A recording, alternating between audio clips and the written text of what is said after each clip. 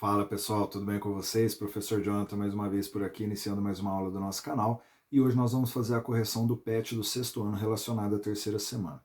Então, se você está com alguma dúvida, precisa de alguma ajuda, já sabe, fica comigo até o final desse vídeo que eu vou tentar ajudar você de alguma forma. Mas antes da gente começar a nossa correção, quero pedir para que você se inscreva no canal e clique no sininho para ser notificado quando a gente postar um novo vídeo. Agora sim, bora para a correção.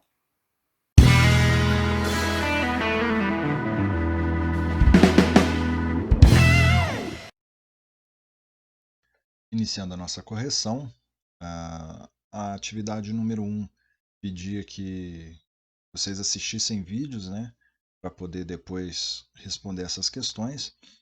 A atividade 2, leia a charge do Amarildo, o coronavírus e a aula de matemática. Pense um pouco sobre ela. Então, a minha charge está um pouquinho ruim aqui, mas a professora fala, essa é uma progressão, e aqui no quadro a gente tem uma progressão geométrica, e o aluno fala do coronavírus, né, no caso, fazendo uma referência aqui ao fato, a forma, né, como é transmitido o vírus para outras pessoas, né. E logo em seguida aqui a gente tem, observe os números 1024, 2048, 4096, 0320 e 2020. O que o zero representa em cada uma das posições? Então aqui no nosso número 1024, o zero indica que a ordem das centenas está vazia.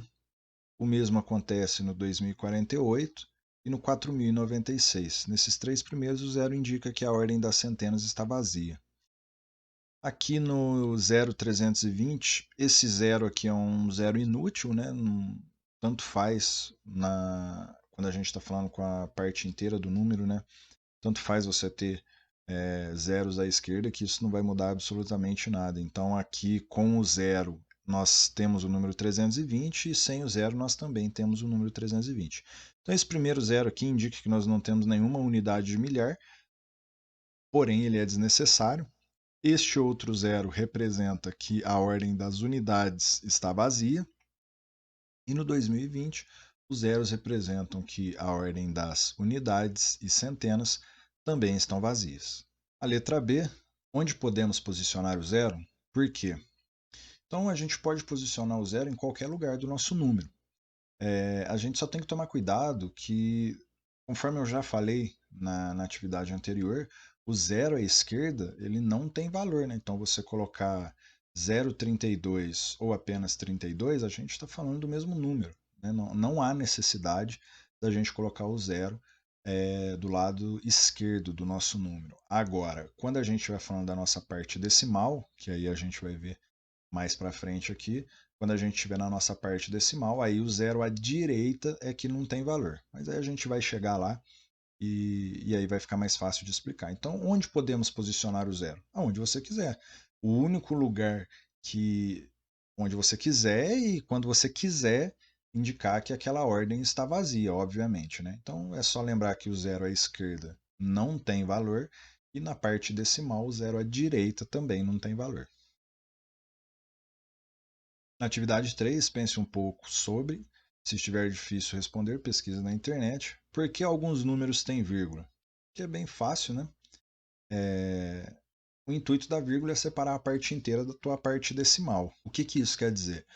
Quando você coloca a vírgula, você está separando um todo de uma fração desse todo. Então vamos pegar aqui o número 1,5.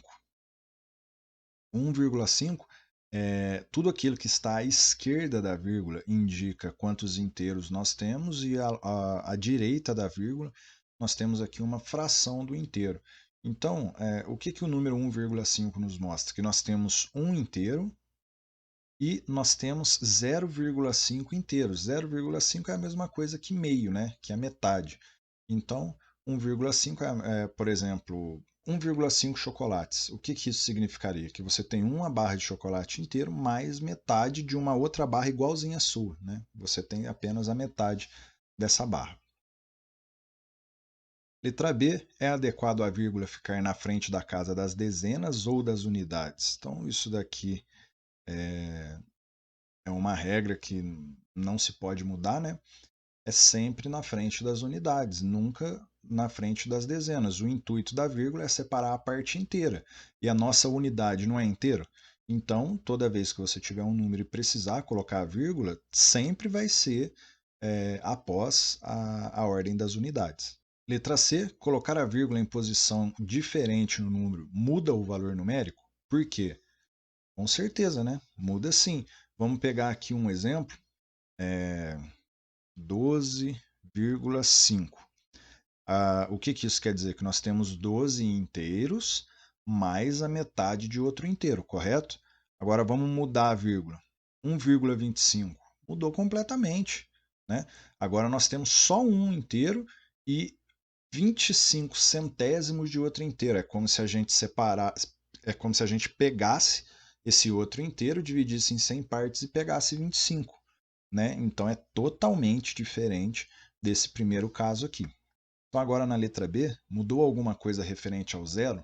Eu não entendi muito bem a pergunta, mas se for o que eu deduzi aqui, vamos dizer assim, sobre números que contêm o zero, se você mudar a vírgula, obviamente vai mudar o valor desse zero. Ele vai continuar representando que a ordem está vazia, porém ele vai estar em outra ordem. Vamos pegar aqui um exemplo, ó.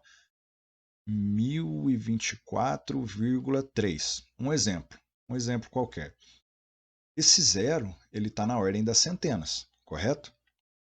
Se nós mudarmos a vírgula, por exemplo, para 102,43, ele continua indicando que a nossa ordem está vazia, mas agora ele está indicando que é a ordem das dezenas que está vazia. Então, mudou alguma coisa referente ao zero? Ele continua representando que a ordem está vazia, só que ele vai mudar a ordem que ele está representando que está vazia. Né? Nesse primeiro momento aqui era a ordem das centenas que estava vazia, e agora é a ordem das dezenas que está vazia. Então a resposta é sim, né? Muda alguma coisa se a gente mudar a vírgula em relação ao zero. Continua indicando que a ordem está vazia, mas agora é uma outra ordem, né? Não mais a inicial. Agora a atividade 4. Maria tem 3 fichas com algarismos e uma ficha com uma vírgula, conforme as figuras abaixo. Utilizando as fichas, ajude a Maria a compor a maior quantidade possível de números distintos que representam quantidades com ao menos uma casa decimal. Então pense um pouco para fazer a atividade e depois responda. Então aqui a gente já foi uma falha do PET. Eu pelo menos não vi nenhuma ficha, não sei quais são os algarismos que eles escolheram. Então vamos escolher um qualquer aqui, aleatório.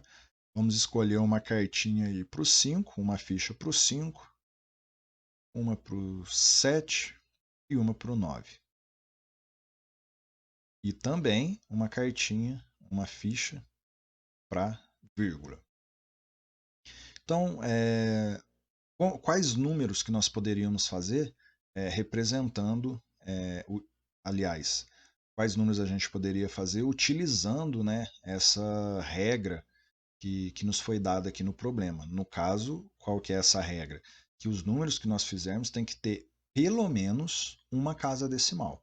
Então, o que eu fiz aqui com o 5, 7, 9 e a vírgula? A forma mais fácil de você fazer um número e não deixar nenhum para trás, né, para depois não ficar perdido, é você travar a primeira opção aqui. Então, ó, eu comecei com o número 5. Então, para o 5 ficar aqui, a minha parte decimal só pode ser 79 ou 97. Aí depois eu travo o 7 na parte inteira. Aí ficou 59 e 95. Depois eu travo o 9 na parte inteira. Ficou 57 e 75. Pronto. Já travei todos os algarismos que eu tenho na parte inteira.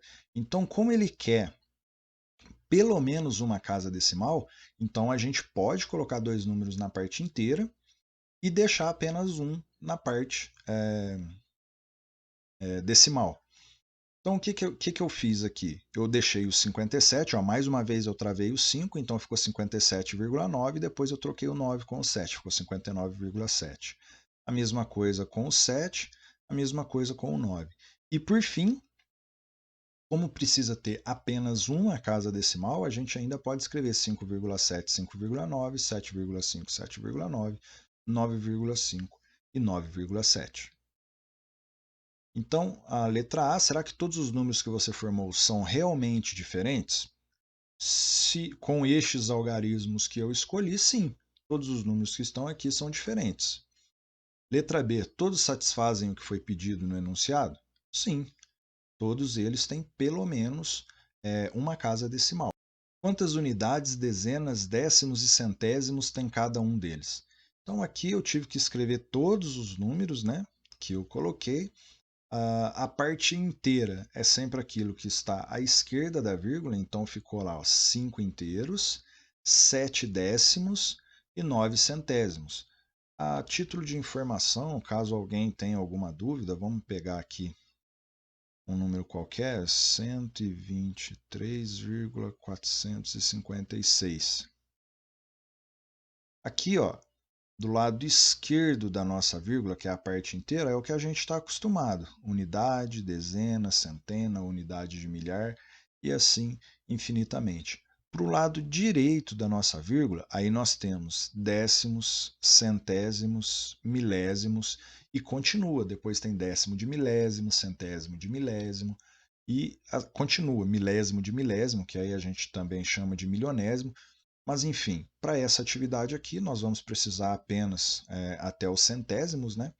Então, basta você pegar a parte inteira e escrever ela aqui como inteira, né? Depois, o décimo é o primeiro número que vem depois da vírgula e os centésimos é o segundo número que vem depois da vírgula, tá certo? E aí você preenche. Não sei quais os números, quais os algarismos que vocês utilizaram, né?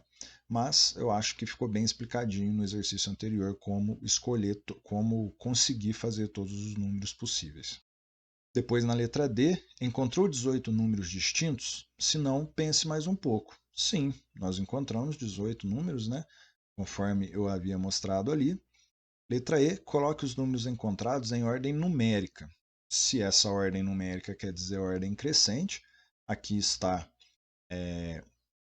os números que eu fiz em ordem crescente. Para quem tem dificuldade em comparar números decimais, né, números com vírgula, o que você vai fazer? Sempre você vai olhar primeiro a parte inteira, ou seja, o que está do lado esquerdo da vírgula. Aí você vai ver qual que é maior.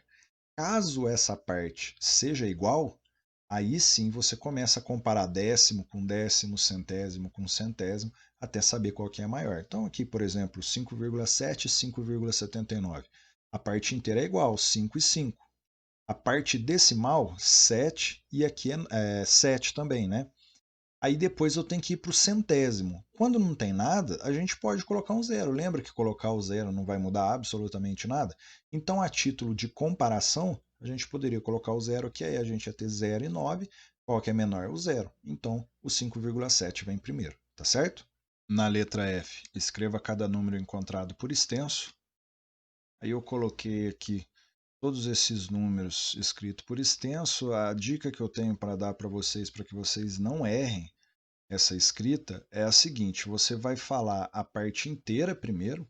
Então, por exemplo, aqui 5,7. Quantos inteiros eu tenho? 5. Então você fala 5 inteiros e depois você vai para a parte decimal. O 7 ele está na ordem dos décimos. Então, 7 décimos. Esse daqui é bem óbvio, mas a partir do segundo aqui, eu acho que aí é um exemplo melhor para falar para vocês. Nós temos aqui 5 inteiros, e aí você fala 79. Aonde que esse número acabou?